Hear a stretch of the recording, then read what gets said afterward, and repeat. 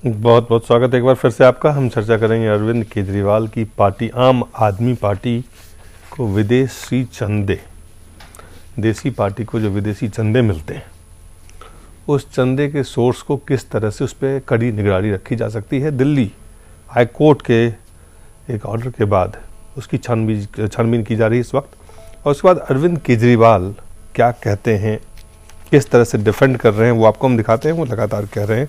सबसे पहले अरविंद केजरीवाल के बयान को आपको हम दिखाते हैं। सरकार जांच करा ले, अगर हमने कुछ दोष किया है, जितनी सजा कानून में लिखी है उसको उतनी सजा दे दे हमारे को। बाहर के देशों में एनआरआई ने पैसा दिया है, एनआरआई से पैसा लेना कोई गुनाह नहीं है कानून में।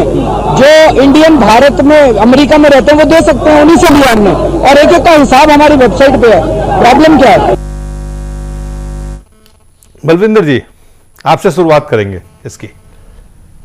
विदेशी चंदा लेना, एनआरआई से चंदा लेना कोई गुनाह नहीं है, कोई क्राइम नहीं है, कोई अपराध नहीं है, आपने सुना।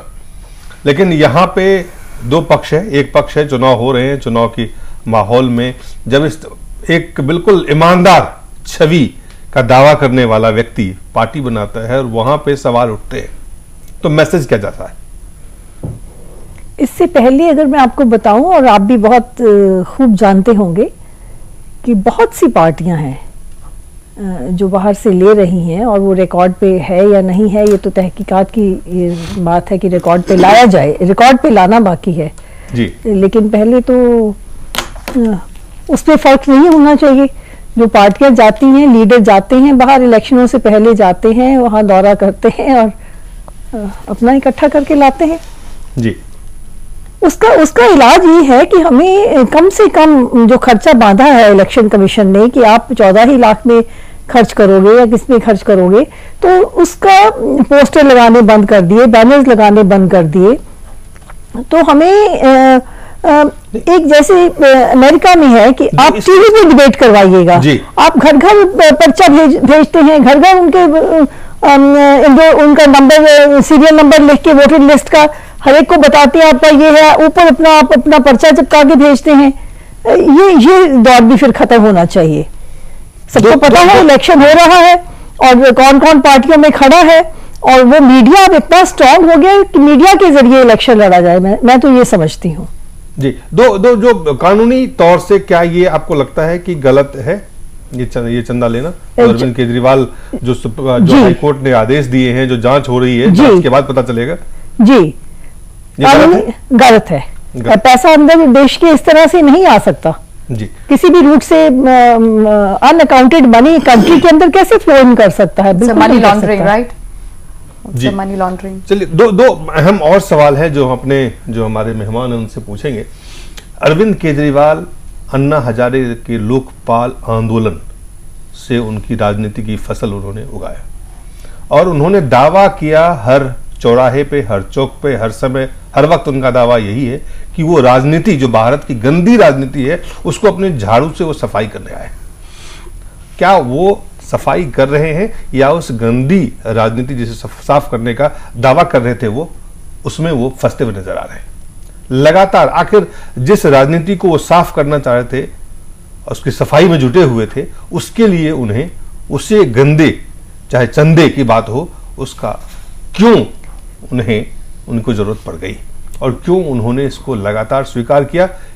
क्या इस तरह से वो भारत की सियासत के जो गंदगियां हैं उसको साफ कर पाए? मुझे अगर ये सवाल है क्या नहीं? देखिए, एक चीज तो है कि मैं ये नहीं समझ पा रहा हूं, क्योंकि ये लीगल लिमिनरीज हैं इस देश के, वो बताएंगे कि मैं लीगल की बात छोड़ देता हूं, मैं वही कर रहा हूं, वो बताएंगे। मैं समझता हूं कि अरविंद केजरीवाल खुद IRS हैं और इनकम टैक्स में काम करते थे, कमिश्नर का पद था, और आज भी उनके घर में उनकी पत्नी जो है वो उस डिपार्टमेंट में लगातार नौकरी कर रही है।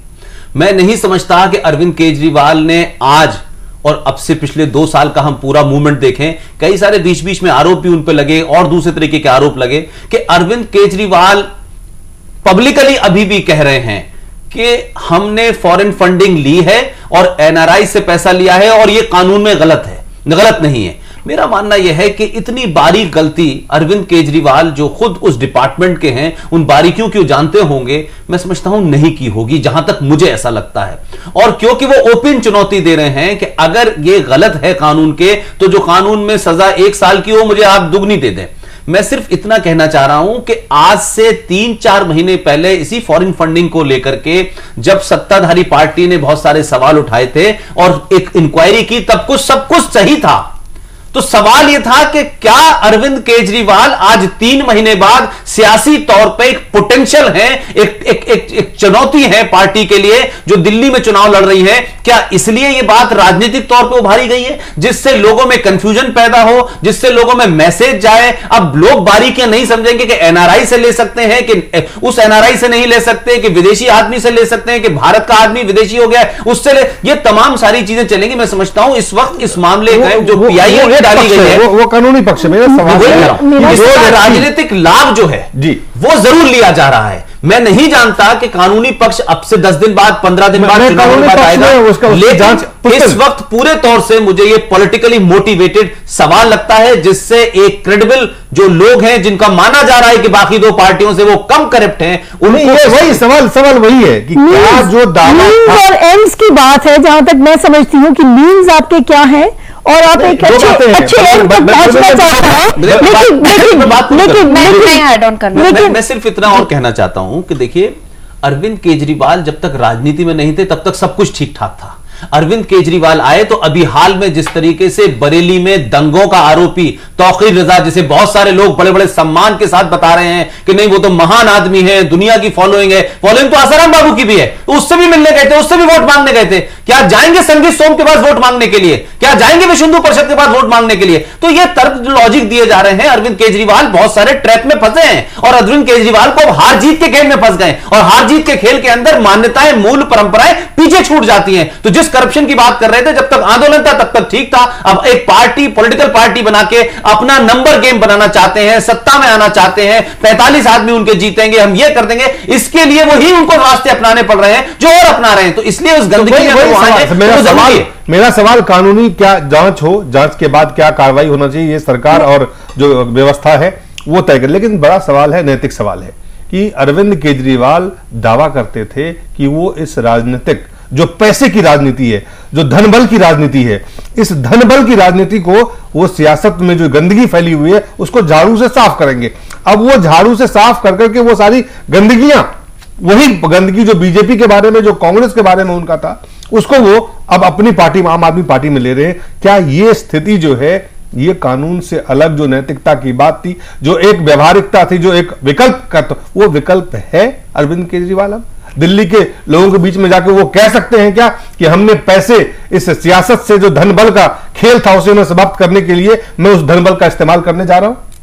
दिलीप, लेकिन इस वक्त अगर आज की स्थिति देखें जी, तो वो जो 2 बड़ी पार्टियां हैं जो खुद कह रही हैं, मेरी बात सुनिए, लोग कंपैरिजन करते हैं ना, लेकिन लोग ये तो सब जानते हैं, क्या कहते हैं कि आप गांधी नहीं, आप कह देंगे तो लोग नहीं आ जाएंगे, तमाम सारी चीजें होंगी, आप उनको एफएम पे विज्ञापन देना है, पोस्टर, जिस भरोसे से लोगों ने समर्थन दिया, वही कह रहा हूं मैं सवाल है, जिस भरोसे से लोगों ने समर्थन दिया, ये बीजेपी और कांग्रेस से अलग पार्टी बना के आम लोगों की जो सोच है, आम लोगों की जो बात है, आम लोगों के साथ जो चीज होना चाहिए वो काम ये करेंगे। ये तो वही खास लोग कांग्रेस और बीजेपी का अगर तंत्र मंत्र वही अपना रहे हैं, उसी चंदा को ला रहे हैं, तो ये सफाई कैसे करेंगे? दिलीप, मैं कह रहा हूं कि जब हालात बहुत खराब हों तो उसमें से ये होता है कि जो कम चोर हो उसको चुना जाए, यही हो रहा है के अंदर करो, देश में यही होता था कि जो कम चोर है उसको चुन लो। इसलिए मैं कह रहा हूं कि पोजीशन कैंडिडेट के ऊपर पहले ही इल्जाम लग चुके हैं, एक को हटा भी चुके हैं। वो ऐसे तो मैडम इल्जाम शीला दीक्षित के ऊपर जो इन्होंने प्रोजेक्ट किया था कि हम किसी क्रिमिनल बैकग्राउंड के आदमी को टिकट नहीं देंगे, यही सब कह रही हूं। आंदोलन करना बहुत आसान होता है, राजनीतिक पार्टी चलाना, चुनाव लड़ना एक all together different ball game है। पॉलिटिक्स आपको जो है जहां पर हर एक आदमी बिकता है और झुकता है, झुकाने वाला चाहिए, और कान यूं ना पकड़िए तो यूं पकड़िए, दुनिया को कंफ्यूज कर दो और वो ढूंढती रह जाएगी जब तक इलेक्शन हो जाएगा। तो ये बहुत बड़ा, मैं कहूंगी अरविंद केजरीवाल जी साइकोलॉजिस्ट बन चुके हैं इस वक्त, साइकाइट्री में कहीं ना कहीं उनको अवार्ड मिलना चाहिए। वो दुनिया की इमोशनल और उस बैलेंस पे खेल रहे हैं और वो चाहते हैं कि कहीं ना कहीं ये कंफ्यूजन के अंदर सब चीजें आदमी इधर उधर पूछता रहे।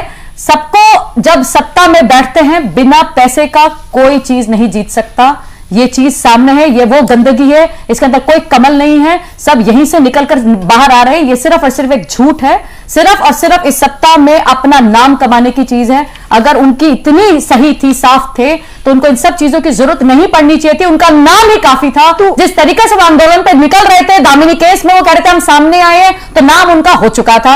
ये जो क्या कर रहे हैं, ये अपने आप को दिखा रहे थे। कांग्रेस और बीजेपी के लेवल पर आ रहे।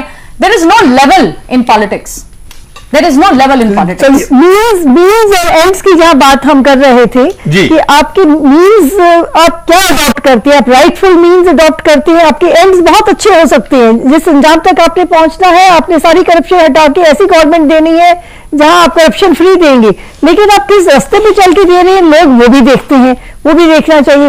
लेकिन I am not on that, I am on this issue कि स्टेट फंडिंग ऑफ इलेक्शन क्यों नहीं होती, क्यों दूसरी पार्टियां। लेकिन मेरा जो आज का जो सवाल है, ये देसी यहाँ पर जो क्वेश्चन है, क्वेश्चन ये है कि दूसरी पार्टियां कैसे जन्म लेंगी, कैसे कोई पार्टी टक्कर में आएगी। फंड तो चाहिए ना हर एक को, तो state funding of election fund चाहिए। ये नहीं कि आप ऐसे लोगों से फंडिंग ले लें जिन्होंने कई देशों में अस्थिरता पैदा कर रही है। बिल्कुल सही है, मैं करता हूँ कि आप फंडिंग ऐसे नहीं लोगे। अपने घर की राजनीति का, अपने देश की राजनीति का भाजपा हो, कांग्रेस हो, अगर उन्होंने दुनिया की किसी एजेंसी और कंपनी से ली है, जो दुनिया के अंदर सरकारों को तोड़ने देशों को मजबूत करने में और मजबूत देशों को तोड़ने में लगाते हैं, तो इस पे बाकायदा एफआईआर होकर जेल जाना चाहिए। मैंने अभी अपने पहले वक्त में कहा था कि ये मुझे नहीं पता कि वो किससे ले सकते हैं, नहीं ले सकते, इसकी जांच होनी चाहिए। अगर 1 रुपया भी उन्होंने किसी ऐसी एजेंसी से और ऐसे देशद्रोही लोगों से लिया है जो भारत की जमहूरियत और भारत की सत्ता और व्यवस्था को तोड़ करके यहां अनार्की फैलाना चाहते हैं, तो अरविंद केजरीवाल सबसे बड़े इस देश के दुश्मन हो सकते हैं। उन पर देशद्रोह का मुकदमा चलना चाहिए। लेकिन मैं फिर कह रहा हूं, यह मुझे नहीं पता है कि एनआरआई में किस कैटेगरी से ले सकते हैं। इंक्वायरी इस बात की होनी चाहिए। कुछ एजेंसीज के नाम आए हैं, कुछ एजेंसीज के नाम आए हैं जिन्होंने वर्ल्ड में, का मुद्दा होना चाहिए, इजिप्ट में और जगह पर राजनीतिक अस्थिरता फैलाने का काम किया है। उन एजेंसी से फंडिंग के चांसेस जो सुनने में आ रहा है वो है, जांच का विषय है। हाईकोर्ट ने ऑर्डर किए हैं और मुझे लगता है भारत सरकार इसे सभी पॉलिटिकल पार्टीज फंड्स लेती हैं और कंपनियों से लेती हैं, बड़े बड़े लोगों से लेती हैं, मेंबरशिप से होता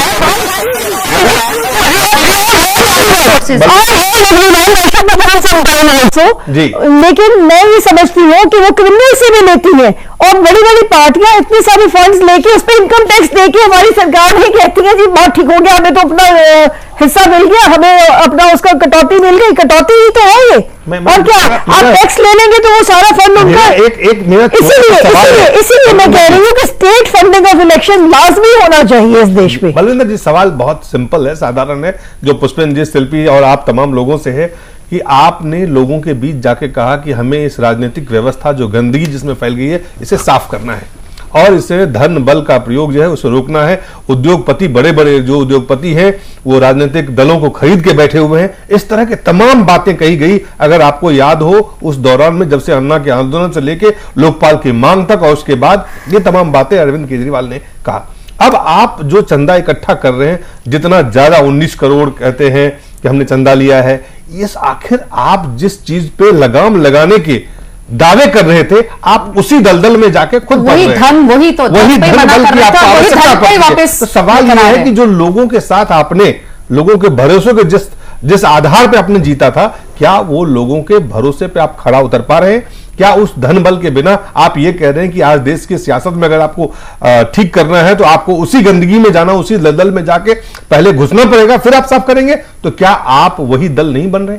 ये सवाल है। क्या मैं आपसे ये सवाल पूछ सकती हूँ कि हमारे महात्मा गांधी जी, इतना बड़ा आंदोलन चला, मुल्क आजाद हुआ, क्या उन्होंने फंड नहीं लिया? क्या उनको फंड जबरन नहीं दिया गया? क्या सपोर्ट पे दुनिया इकट्ठी नहीं हुई? मैं क्या वही तो पूछ रहा हूँ, क्या उन्होंने लोगों के बीच जाके कि हमें धन बल की आवश्यकता नहीं है? प्लीज बेयर विद मी, हमें धन बल की आवश्यकता नहीं है, लेकिन उस वक्त आवश्यकता थी। गांधी जी ने पैसा लिया और सारी दुनिया को ये बात पता है, उसके बगैर वो पार्टी नहीं ला सकते थे। नहीं, गांधी से कोई बात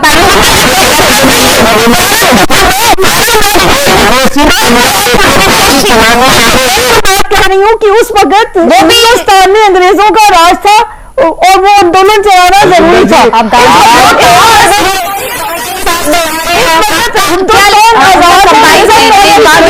केजरीवाल फंडिंग ले रहे हैं, नोटोरियस एजेंसी से फंडिंग ले रहे हैं, बिल्कुल गलत है।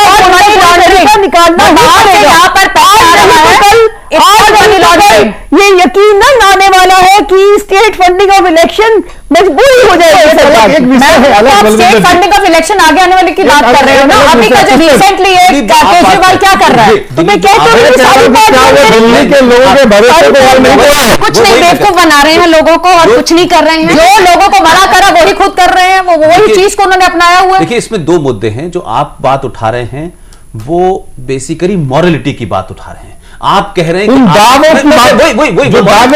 वही उसी की बात करूं। आपने कहा कि उन्होंने कहा कि हम तमाम सारी चीजों को खत्म करेंगे, हम धन का, बल का, करप्शन का, इसका उसका इस्तेमाल नहीं करेंगे और हम व्यवस्था को हम इसको ठीक करेंगे। I agree with you. मैं कह रहा हूं कि उनके इस दावे में और इनके उस वादे में कितना दम है। दिल्ली की जनता को मैं बहुत ही एनलाइटेंड जनता मानता हूं, पढ़े लिखे लोग हैं, बहुत सोसाइटी हाईली जिसको कहते हैं नॉलेज है, बहुत सारी इंफॉर्मेशन है। ये दावा उनका कितना चला, वो दिल्ली के लोगों को पूर्वी उत्तर प्रदेश और बिहार की तरह या आप कहें कि वेस्ट बंगाल के किसी पुरलिया की तरह बेवकूफ बना रहे हैं, यह दावा उनका 8 तारीख को पता चलेगा। जो मैं शिल्पी जी बात कह रही है, मैं उसको सपोर्ट कर रहा हूं कि आप अभी देखें कि आज ही यह खबर आई है कि इंडियन मुजाहिदीन को पाकिस्तान से फंड मिल रहा है। तो इंडियन मुजाहिदीन को फंड मिल रहा है, वो बम धमाके कर रहा है। और अगर अरविंद केजरीवाल को भी कोई भारत के खिलाफ साजिश करने वाला, जमहूरियत को तोड़ने वाला, इस व्यवस्था को धर्म करने वाला फंड दे रहा है, तो दोनों का क्राइम एक है।